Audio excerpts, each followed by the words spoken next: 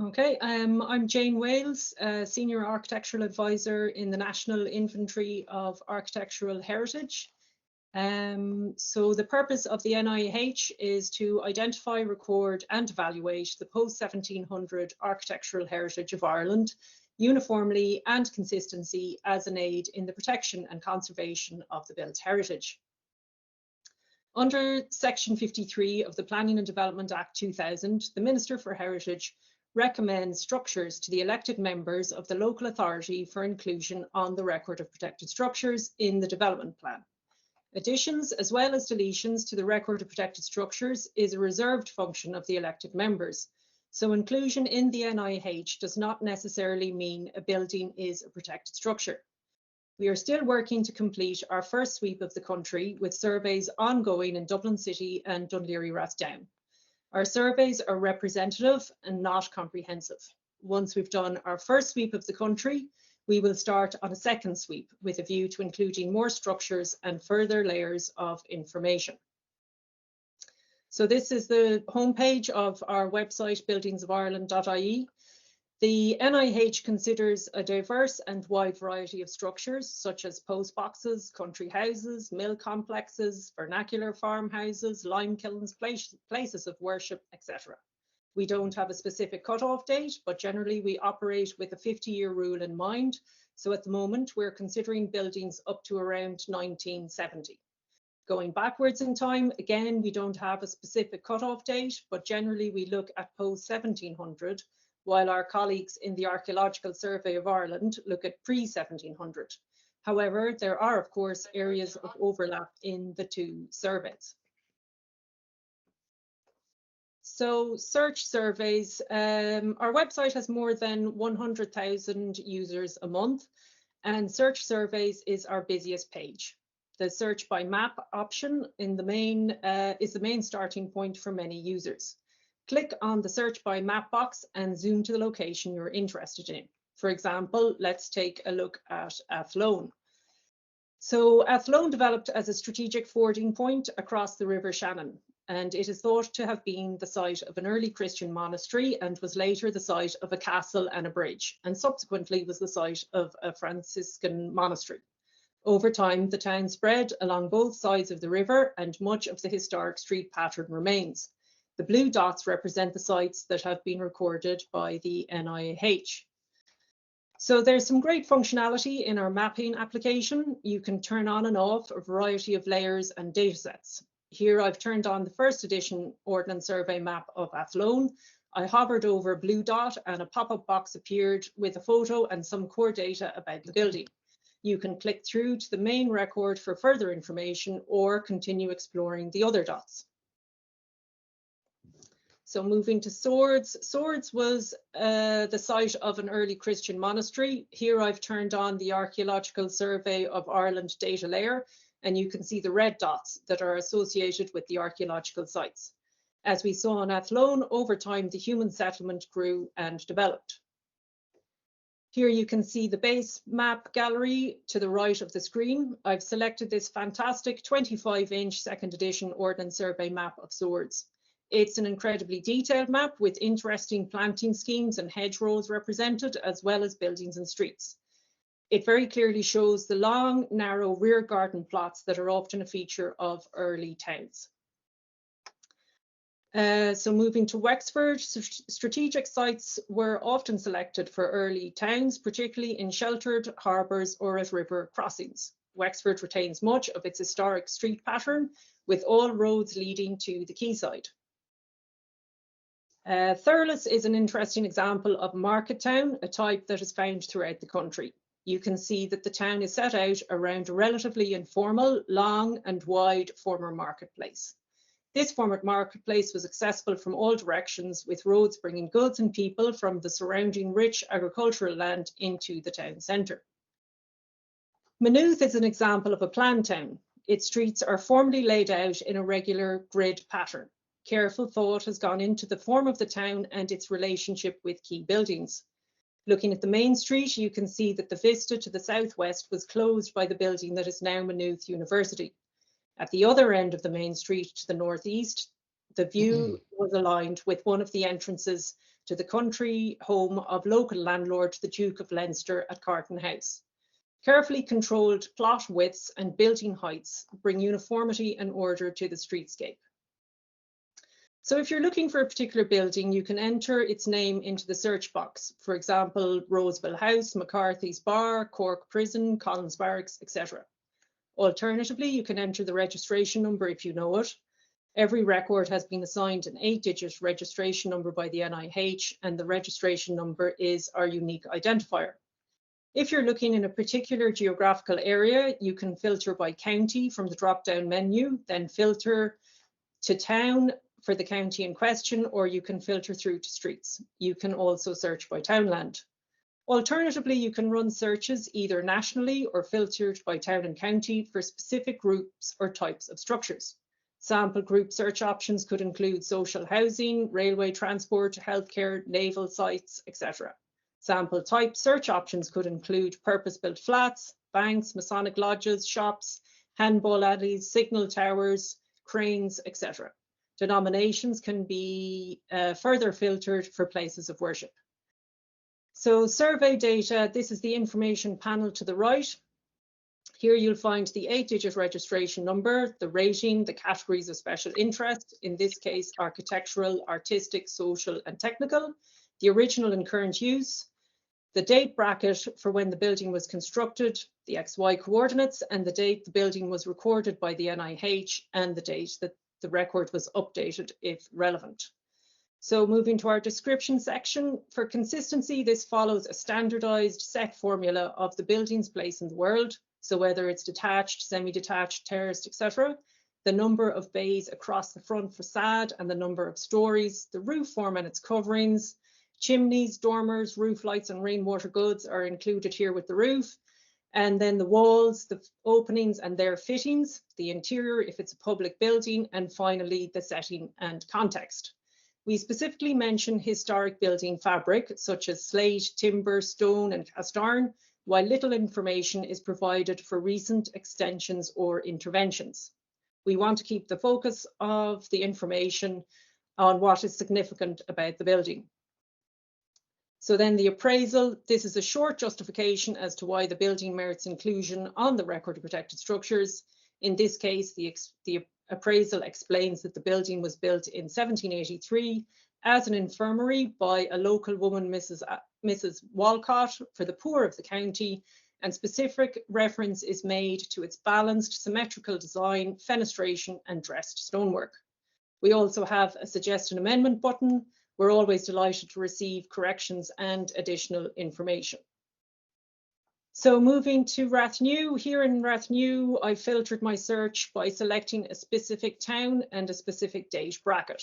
I entered 1800 to 1900 for the date span, and the search returned a school, a church, houses and a pub, which all retain notable traditional fabric and features and much of their characteristic 19th century forms. Moving on to Monaghan, I selected the diamond under the search by street option. Here you can see the fine 3-story scale of the buildings on this street. Also of interest is the range of building materials, with slate, timber, brick, stone and render all used to great effect to create a lively streetscape. The use of regular, classically inspired proportions and features help to create a cohesive character. Always look up when you're considering a building or a group of buildings in the streetscape. The upper levels often retain more of their traditional features and materials, as the street level has often been substantially altered to accommodate commercial use. In Dundalk, I filtered by railway, and the search returned a fantastic collection of related structures built of brick, stone, slate and cast iron and timber. The use of brick is particularly noteworthy, with red, yellow and vitrified brick used to great decorative effect. The move away from craft brickwork to industrialised brick production in the 19th century transformed the streetscapes in many towns and cities throughout Ireland. Associated with modernity and change, brick was embraced by some of the railway companies, particularly along the Great Northern Railway by their chief engineer W.H. Mills for this train line. Railway companies also used industrially produced cast iron to great effect for columns, brackets, roof structures, and of course, bridges. Moving to Ballina, again, you can see the high quality materials that were used to create a town that retains much of its traditional character. The core of the town is made up predominantly of 3-storey buildings, and the scale reduces down to 2 stories on the roads leading away from the centre. As we saw in Monaghan, slate, timber, stone, render and brick are united by the use of classically inspired proportions and details that create coherency, despite the variation in materials. As transport links developed, the range of materials increased. Initially, improvements to road networks facilitated the movement of building materials beyond their immediate area of production. Improvements to inland navigation and the constructions of the canals leading to and from Dublin in the 18th century also facilitated the movement of materials. However, it was the arrival of the railway, which opened up the whole country, that really transformed much of the built fabric of our villages, towns and cities. Here in Ballina, we can see a terrace of 6 purpose-built townhouses dating to the early 19th century. The elegant arched ground floor openings and the diminishing upper floor windows are set within carefully crafted stone walls. The recent photo shows how the coherence of the terrace has been undermined by inappropriate recent interventions. So some towns have really great shop fronts. Here in Clonmel, the artistic qualities seen in both the overall design and careful craft work are reminders of the effort business owners made in the past to lure customers over the threshold. The shop fronts all use variations of the same classical architecture, which creates coherence in the streetscape. The display windows and doors are flanked by pilasters, and the pilasters support a frieze with the business name inscribed above. The frieze is often terminated at either end by decorative console brackets, some of which are simple, while others are exuberantly carved. Traditional shop fronts add so much character and historic value to the streetscape. You might want to get a sense of how a particular building compares with others of the same type in your county. In this instance, I looked at the courthouses of County Cork.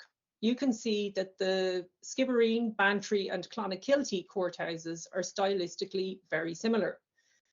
Though Youghal and Bandon are stylistically different from these 3, you can see that the same overall plan form has been maintained, with a central courtroom lit by high-level windows to maintain privacy from the outside world, flanked on either side by entrance bays. Newmarket Courthouse is an example of a dual-use type that is often found in smaller towns, with an arcaded covered market at ground floor level and the courtroom above. Kinsale Museum, once a market house and later a courthouse, and Youghal Town Hall, once the assembly rooms and again later a courthouse, are reminders of how old buildings can be adapted to accommodate new uses. Again, to get a sense of a particular building type and see how it fits in with our national story of architecture, I searched workhouses as a type, and this is a sample of some of the search results.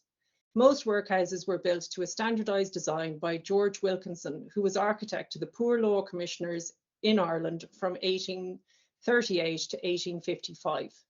He used a Tudor revival style with lots of gables and gablets breaking up the roof level, and carefully carved details such as hood mouldings over the doors and windows. These are incredibly well constructed buildings and showcase the skills of local stonemasons in the mid-19th century. So please do get in touch if you'd like to do Building of the Month for us. Our archive has a great collection done by all sorts of building enthusiasts, ranging from academics, students, building professionals, local historians and owners. The magazine History Ireland often picks up our Building of the Month, and they run it under the title of Gems of Architecture in their publication. You might find additional research and information about a particular building of interest in your area in our Building of the Month archive. As we work our way through the country on a county by county basis, we publish an introduction to the architectural heritage of the county in question. This is to raise appreciation and awareness of our built heritage. We have a selection of the publications available to download for free here, and we are working on getting all our county introductions up on the website and available to download. We have a large stock available each year at the National Ploughing Championships, and people are always delighted to see their county represented at our stand. If you'd like some copies of your own county's publication, do get in touch and we can send you free copies. As most of the buildings included in our survey are private homes and are not open to the public, on this page we have listed a small selection of buildings that are open to visitors. The page will be changing in the coming months as we add some of our newly developed urban walking trails. We've worked with the architectural conservation officers in Meath and Waterford to develop walking trails that are confined to architectural conservation areas, as many people aren't aware of this protection designation and aren't aware that their village or town or neighbourhood has a special character that the local authority is taking steps to manage and enhance. On our resources page, you can find a wide range of information. The NIH building survey data is available to download, and this data set is also available on opendata.gov.ie. The NIH handbook is also available here, as is the Architectural Heritage Protection Guidelines for local authorities. The department's advice series is also available to download. You can find guidance here on ruins, thatch, windows, roofs, places of worship, iron maintenance, access, paving, and disaster management. The FAQ section is a handy overview of the NIH and RPS, and we often refer building owners to this. We are always keen to receive feedback, updates and suggestions. If you'd like to make contact, please email nih@housing.gov.ie. Thank you all for listening. Thanks everybody for attending today. My name is Pierangelo Cacciotti. I am an architectural advisor with the National Built Heritage Service, and my presentation will focus on conservation approaches and best practice in the context of the Thrive funding program. Just to start with a bit of policy context, there are some key policy documents that I would like to refer to. One is the Town Center First policy, which contains at Appendix 8 instructions or information about how to carry out an analysis and appraisal of an historic context. The sustainable residential development in urban areas, which contains, again, information about historic character assessment. It contains a heritage policy, which is integrated throughout the document, and also information about infill housing within an historic context. Another very useful document is the Historic Town Initiative framework, which really contains a step-by-step guidance for heritage-led regeneration plans and also pilot projects, showing how that has been implemented in some cases. Other key documents for starting to approach conservation project within an historic environment or for an historic building is the Architectural Heritage Protection Guidelines, which you can find on the NIH website, which really contain all the principles of conservation and also all the principles of conservation and general guidance also applying for architectural conservation areas. So not only at the scale of the building, but also at the scale of the town, of the village, etc. Then there is, again, available online a framework and a principle for the protection of archaeological heritage. And as we were mentioning before, on the National Inventory of Architectural Heritage website, there is as well the advice series, which contains detailed information on the conservation, repair, interpretation, etc., of parts of buildings, of specific buildings. So it is a focused, small-scale guidance. Just to put a bit of context that has been mentioned already by Patrick, the Thrive funding program provides two strands. One is strand one, which is basically looking at a larger scale approach to create integrated urban strategies using the Town Center First framework to identify projects of adapted reuse that will reduce vacancy and dereliction within town centers and identify and prioritize a project to make them investment ready for additional potential funding. So strand two is that is focused on the small scale, on the building scale, and is supports adaptive reuse of heritage and urban regeneration in the town centers to reduce vacancy. So it's focused at projects that have already done some of that work already. For what concerns the assessment criteria, the application has those criteria mentioned as assessment, and I'm going to focus on the conservation aspects, and of course there are also the new European Bauhaus aspects. So strategic, what it mentions here is place-based approach, collaborative and place-based approach, and I'm going to go into a bit the place-based idea a bit later. Relevant, that foster cultural heritage in urban area and tackles vacancy and dereliction. Impact, place-based again and sensible to the cultural context and attractiveness of the built environment, and that integrates conservation and regeneration planning and delivery. So the capacity to deliver high quality conservation planning, and of course that it's kind of relating to the team behind the proposal. Just to go into the conservation principles that apply at all scales, at the building, at the town scale, etc. It's a very large topic, but I'm going to mention just two or three words in a way that sometimes are also interchangeable, or in a way they there is a gray area between one and the other, so there's not a very definite boundary between those words. The key principle that I would like to talk about is the principle of minimum intervention when we are dealing with a conservation project.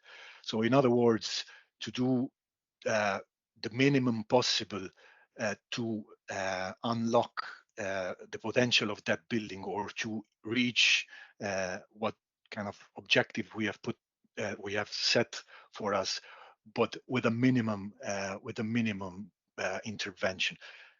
So that can be also maybe explained or understood as soft intervention if we're talking about towns, if you're talking about villages, because like we are trying to conserve what we have in our mind as quality, the quality of that space, which is already there. It's intrinsic in its architectural form, built form, buildings design, cultural heritage that forms the town or the village or the landscape. So in other words, minimum intervention is efficiency of intervention, the smallest possible intervention to unlock that potential. I have now few photos just to go through some of those of that terminology.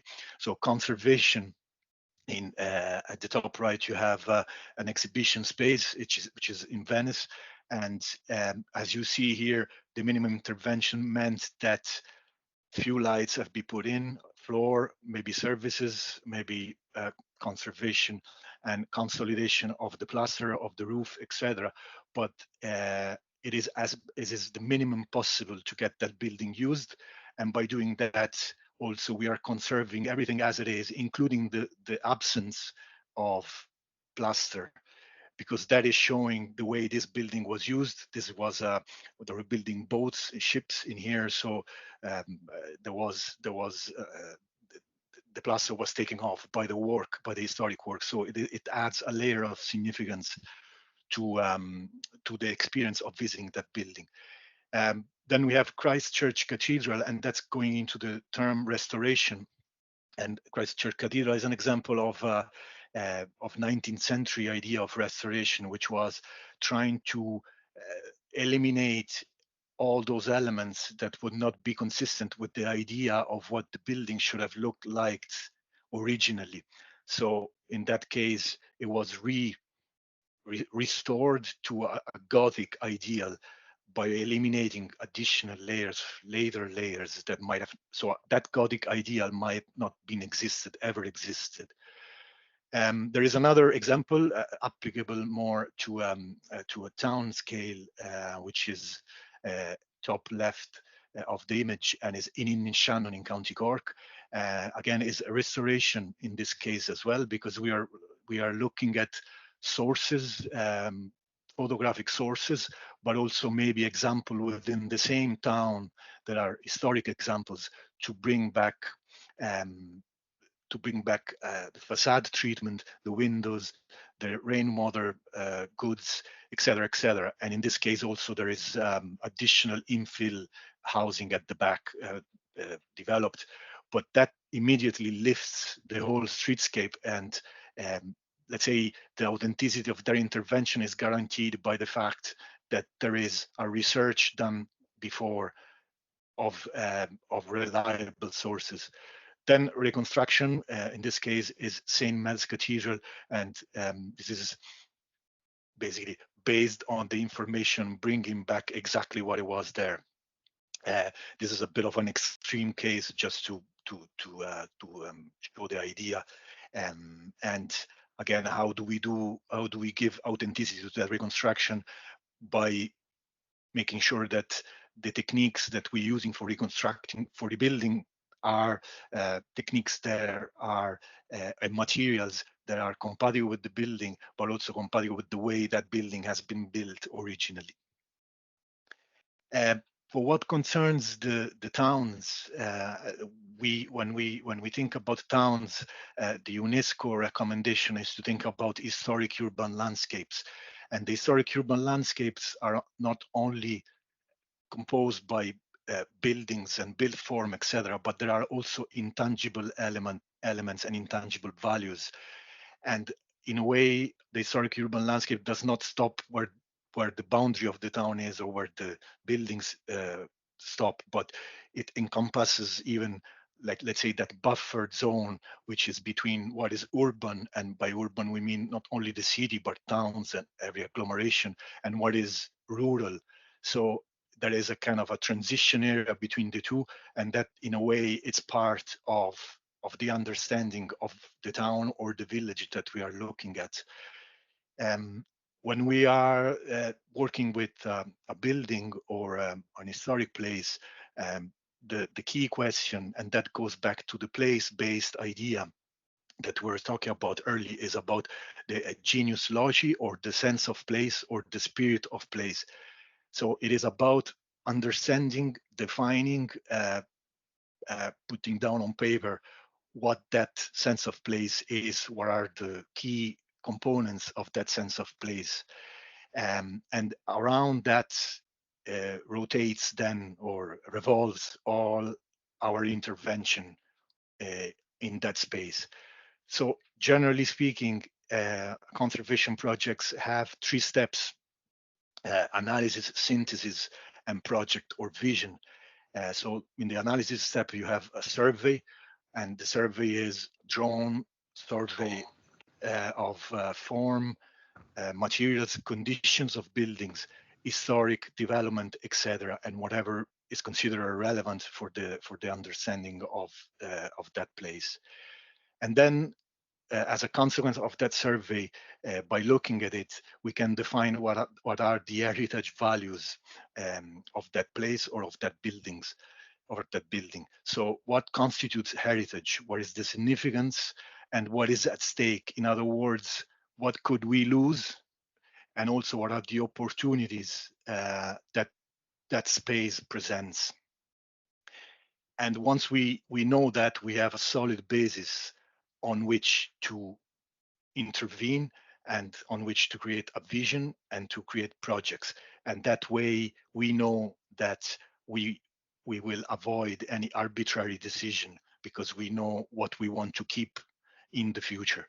And then, of course, we can make decisions based on the principles that I was talking about: to conserve, to restore, to enhance, to transmit as it is, etc.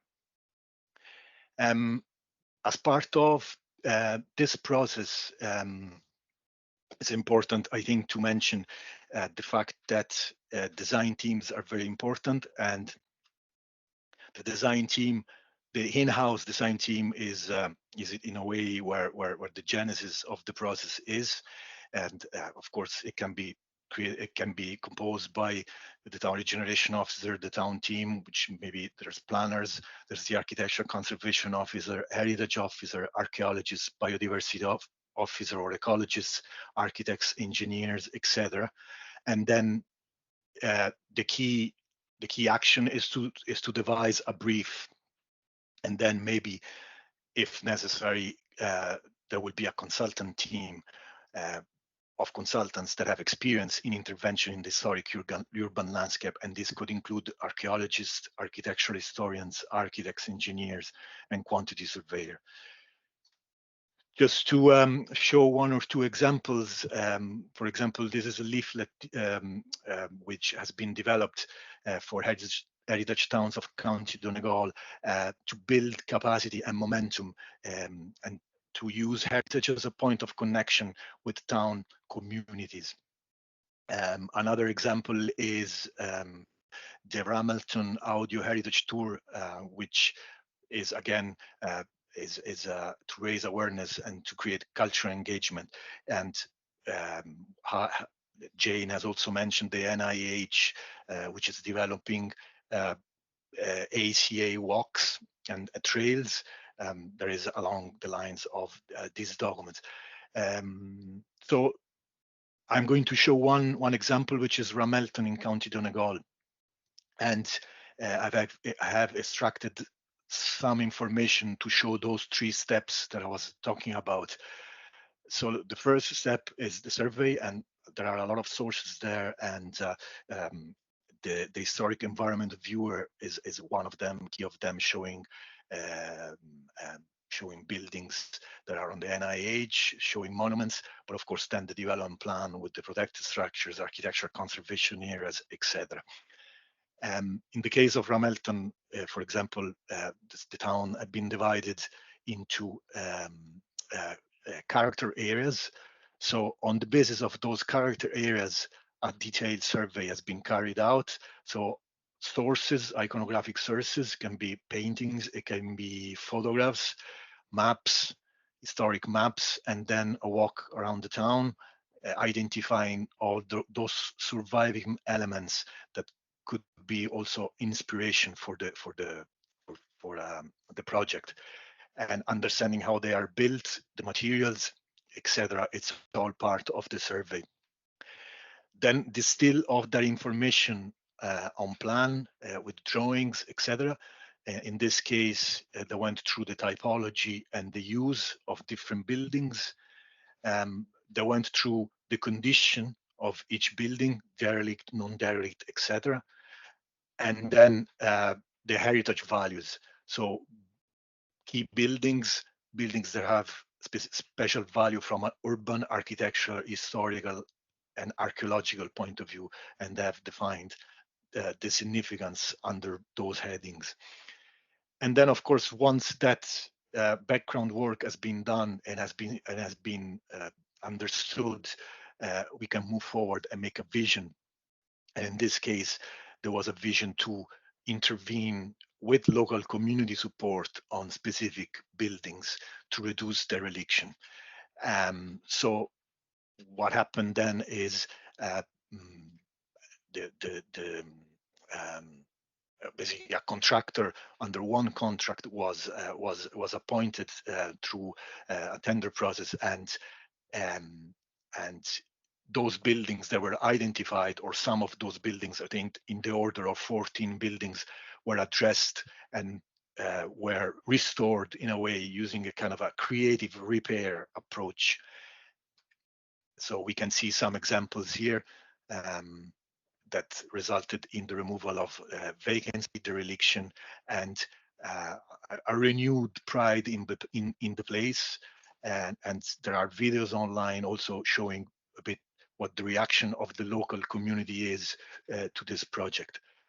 Just to give some other examples, again in Ramelton on the right-hand side, there is a building that has been refurbished and very successfully. On the left-hand side, there is a plan for a series of villages that has been developed in Kinloch in I think is County Leitrim. And in this case, it's not specifically heritage-led or heritage-focused, but I just want to mention the way they have worked at different scales. So they've done their work and their analysis at different scale, at the regional scale, at the local scale, and at the village scale. And it is important in a conservation project to think about the landscape and to think about the more let's say intermediate scale, and then to think about the scale of the town or the scale of the building. Of course, the experience in Ramelton started with a grant from as part of the Historic Town Initiative, and I think this is a kind of a key experience that is there, and it's available online to understand. Basically, to have an example of an heritage-led conservation plan for a town. Also, of course, the reduction of the dereliction, the repair, etc. It's not only, from what concerns the Thrive application, it's not only reducing the dereliction, but it's also linking to the new European Bauhaus principles, because they are beautiful, sustainable, and inclusive. So the fact of reusing a building, it's positive from also the point of view of carbon reduction. So reuse, make the building perform better, and utilize that embedded carbon there is in that specific building. Thank you very much for your attention. That's great, thank you. So as been explained, there are two strands to this new funding, and what I'm trying to do this afternoon is show you how the new European Bauhaus will support and I suppose embellish the ideas of working with heritage. And I suppose there's working with heritage and reducing vacancy and dereliction, but also promoting ideas of good repairs and buildings all fit very well with the European Bauhaus, which is about beautiful, sustainable together. So I'll explore that a bit more with you. And as Pierangeli pointed out, there are the assessment criteria, and specifically in the impact, the compatibility with the new European Bauhaus, its values and its principles are considered. And the values and principles I will go through with you, but the main point is that where they're present and where they're working together, that you end up with a transformative project, and ultimately you create a cultural shift, or you bring people to think about their places in a more sustainable way for the future. And then, as with the delivery, the presence of good guidance and expert inputs all contributes to your application. These are resources that sort of work together, both from the New European Bauhaus side of things, but also from the National Built Heritage Service, and they complement and support each other. These are included in the Thrive application form, and I just want to touch on some of these toolkits with you, the New European Bauhaus toolkit itself, the compass, and different guides for working with different community engagements. And of course, heritage, we see it through our research and work in National Built Heritage Service, that is an important channel through which people can understand, interpret and engage with many aspects of climate change, including impacts, mitigation and adaptation. So the context for the new European Bauhaus is with the development of the first European architectural policy, and this took place during COVID. And the idea of a European architectural policy is that Europe sees itself as having to do a transformation towards a carbon neutral continent by 2050. And to do that, the focus on building awareness of high quality architectural responses to the places we live is a very important part of all of that. So in this image here, you have the report itself towards a shared culture of architecture, investing in a high quality living environment for everyone. It's online, it has a summary, and it has in the main document a set of 74 case studies which inform this way of thinking from across Europe. And I have to say that this image is from Clonakilty in Cork, which was selected as an exemplar for Europe as a practice or as an approach at a local level to enhancing the environmental qualities of a town for the benefit of everyone. And of course, we very much see from a heritage perspective that, you know, our towns are in their essence beautiful places that need to be rediscovered, reimagined, and worked with. And of course, our connection to Europe through our practice of architecture, through the transfer of craft and everything, is very much present and very important concept to think about. In the shared culture of architecture, there were 8 categories or principles about evaluating what's a high quality architectural environment. And I just draw your attention to them because it's a tool that was part of the process that we produced in this publication. It's a tool that you can work with at a town level or at a project level, but it would also help you identify where maybe you could enhance a project, or maybe when you're developing a brief or a plan, you know, what elements you might want to spend a bit more time or focus on so that you have an overall good project. So this publication was seen to make a major contribution to the implementation of the new European Bauhaus, and I recommend it to you for your consideration. Also for reference is absolutely just hot off the press, this knowledge and advocacy hub produced by Europa Nostra, who are very much embedded with the new European Bauhaus values and principles.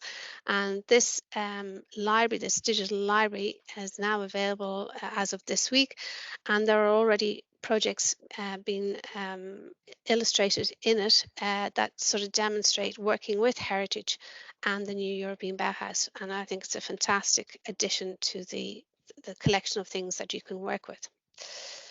So this is the new European Bauhaus.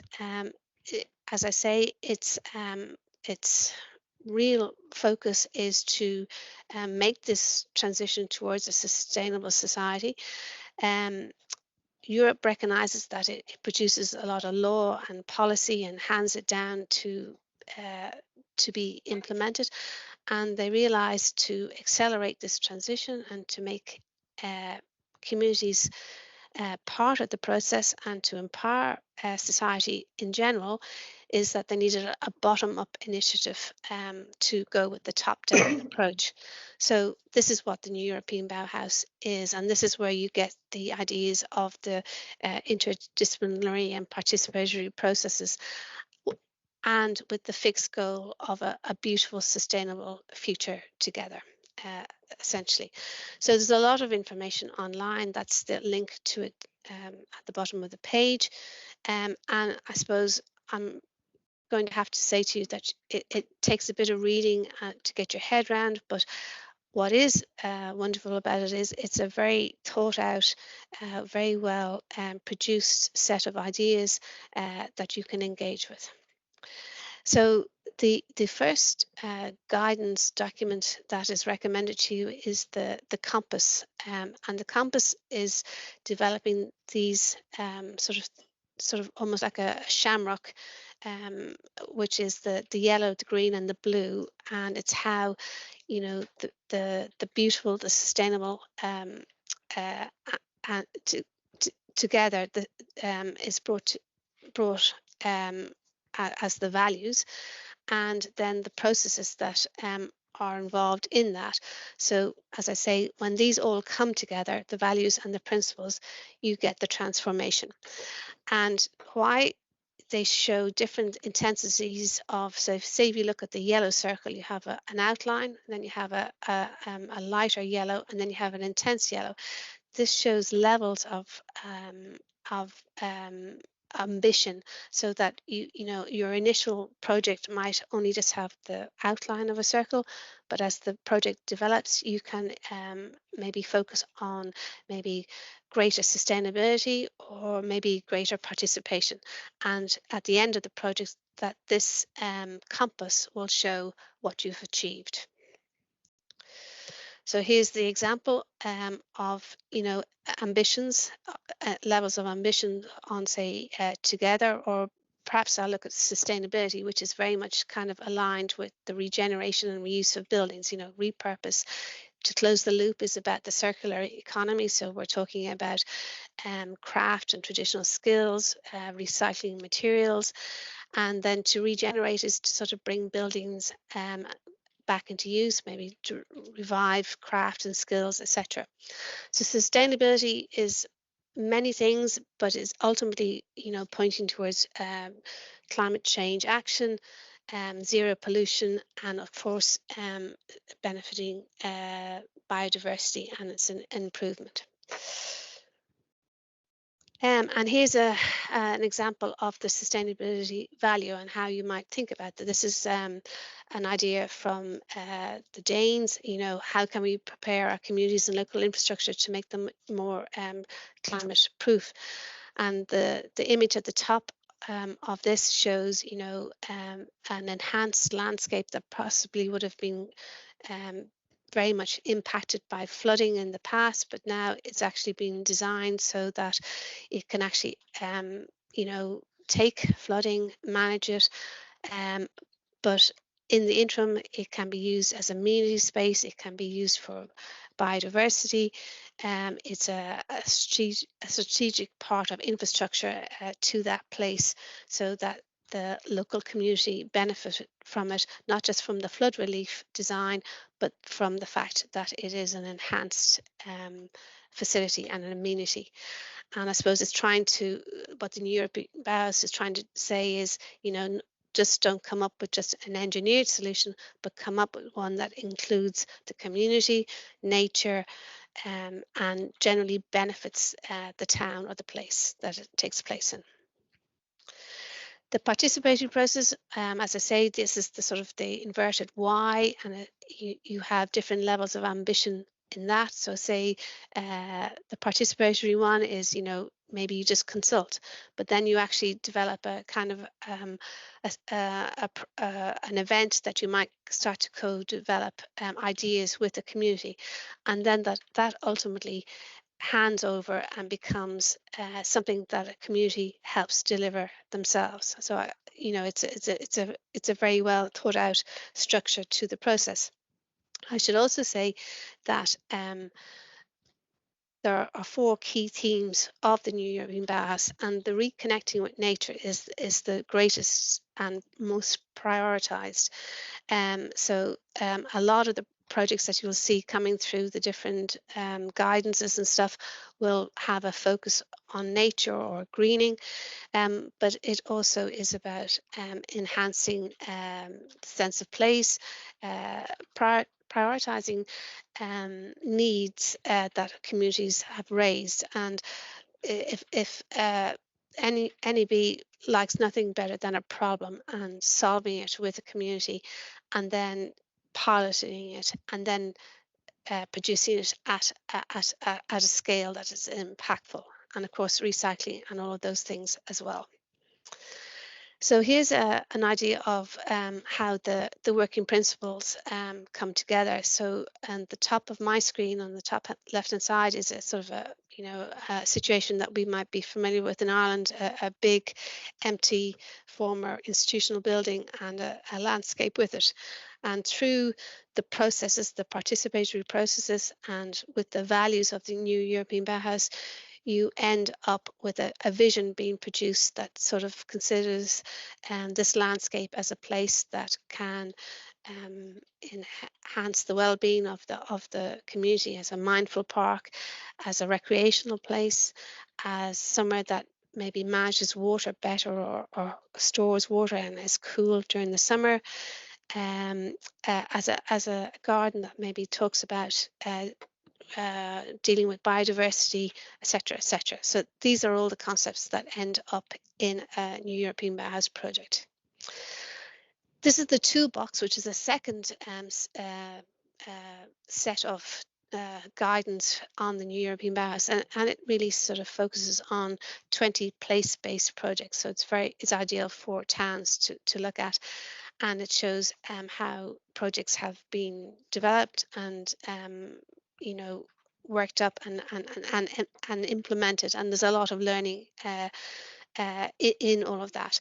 And you will see specifically it has identified the renovation of existing buildings and public spaces in a spirit of circularity and carbon neutrality, preservation and transformation of cultural heritage, adaptation and transformation of buildings for affordable housing solutions, regeneration of urban or rural spaces. So these are all super helpful projects to look at and to think about. And then as with Pierangelo's presentation, there's sort of steps, identification of the project, exploring what's included in it, and then the refinement of the project, as I say, and through the various levels of ambition. So that's another new European Bauhaus tool to work with. This one I think is really interesting because a lot of the emphasis on the new European Bauhaus is to work with young people and integrate them into the problems that are facing us, but also to have them fully engaged with the future sustainability. And I suppose the idea of having a guidance or a process that you can plan activities with young people, especially in towns where they tend to feel left out of the conversation, this is a super document to have to work with. They not only show the actual process and how they've worked with students and young people of all ages, but they also have a very interesting output of the work that was done, and is beautifully illustrated using the projects produced by the students themselves. So I just wanted to sort of say that, we're not building from scratch here. We have a lot of things that have already happened and in Ireland, and I suppose the thing is to sort of build off existing practices and to be learning and evolving the whole time. This is Ballina, and I think it's a really interesting example because Ballina, working with local architects, ACT, were part of the co-design phase of the new European Bauhaus, and this is making Ballina the greenest town was submitted to that as their initial idea. That journey has continued, and on the right hand side of the page, the ambition is working at all different levels about greening the town. There's a digital tree planting scheme.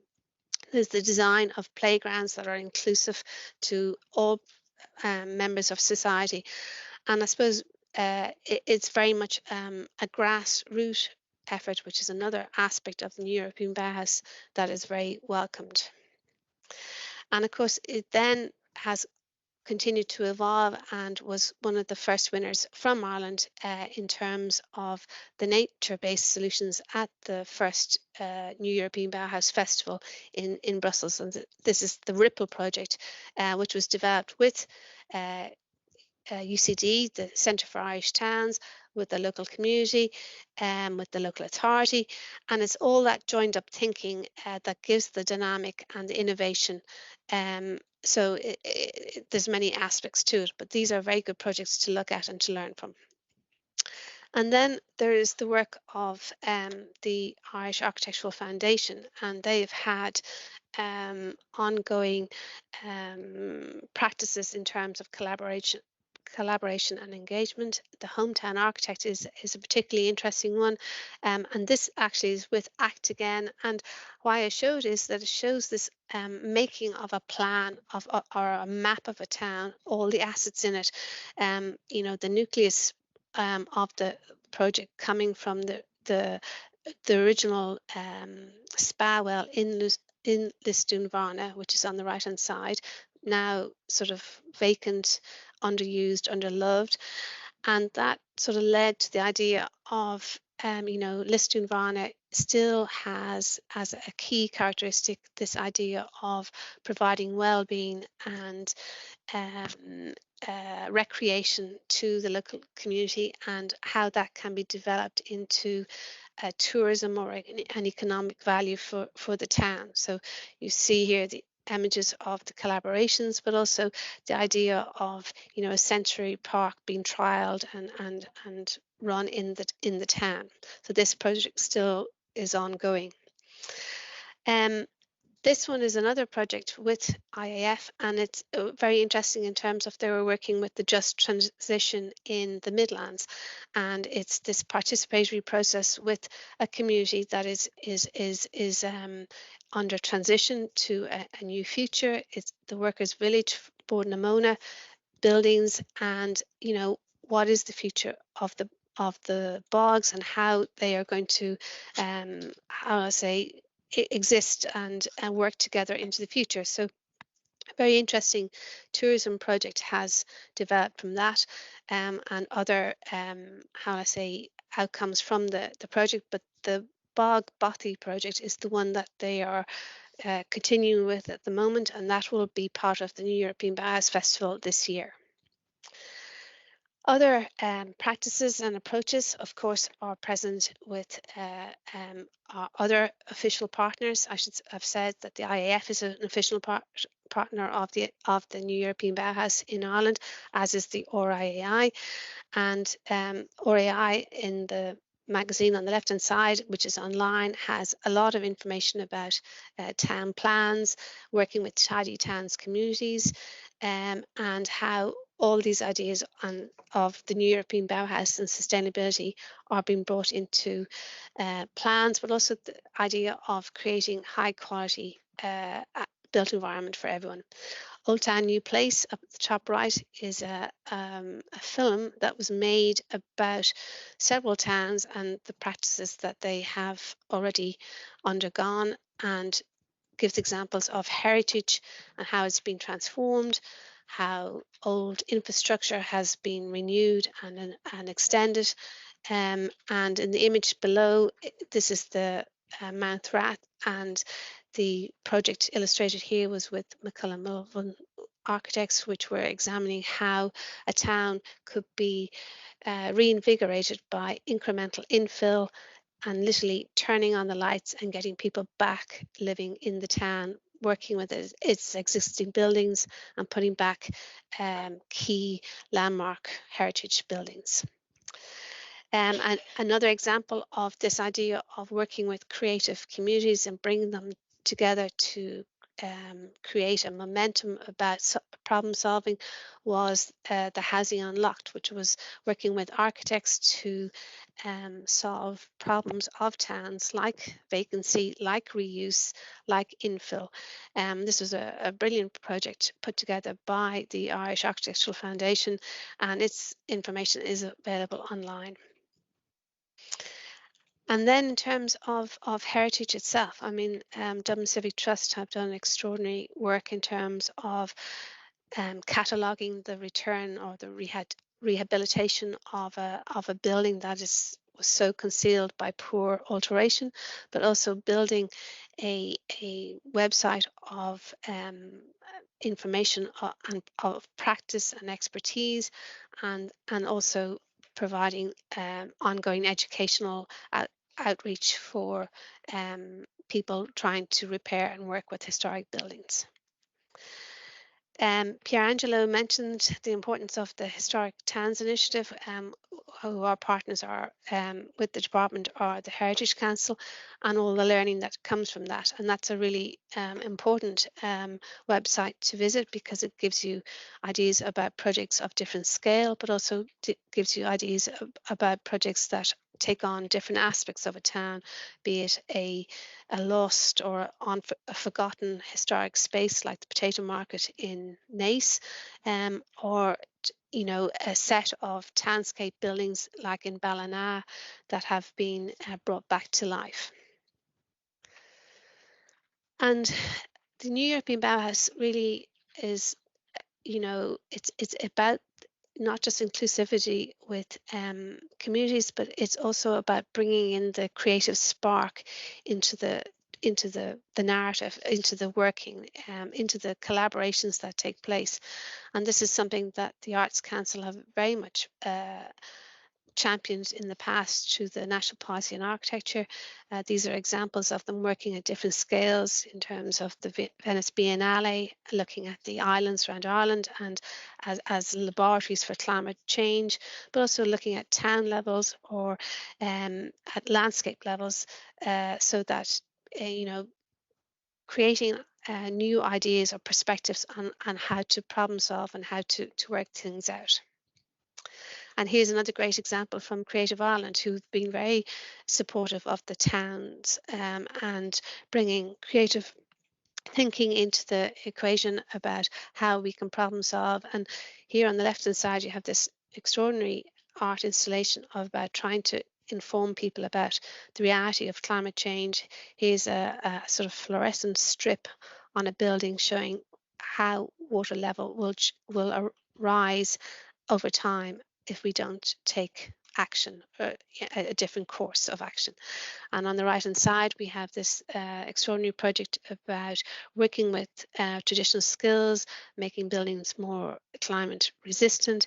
And that's a wonderful video to have a look at. So I recommend that to you as well for ideas. So as Pierangelo said, we now have a very different policy context for towns and their heritage.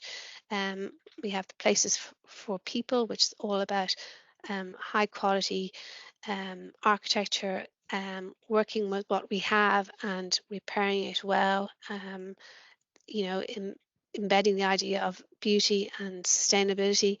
But also we have heritage guidance for infill in the sustainable residential development guidelines.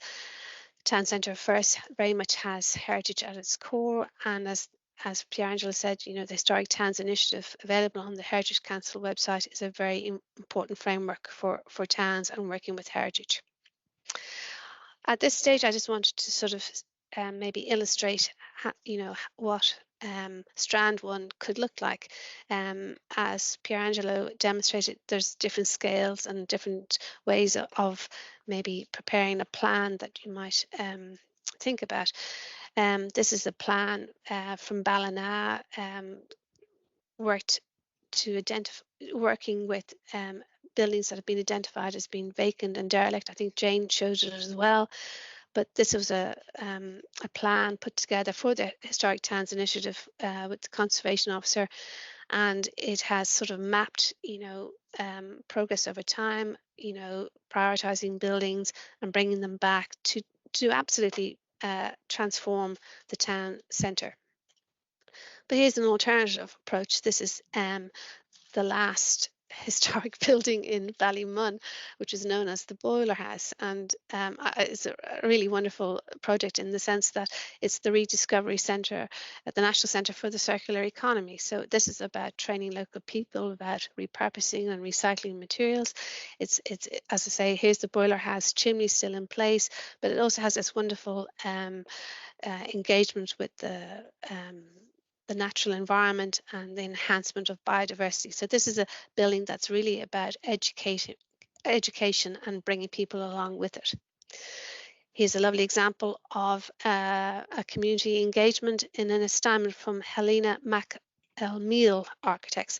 And I think it's a very concise way of showing community feedback, but also how that might look on the ground, how the focus has been on reconnecting with nature, well-being.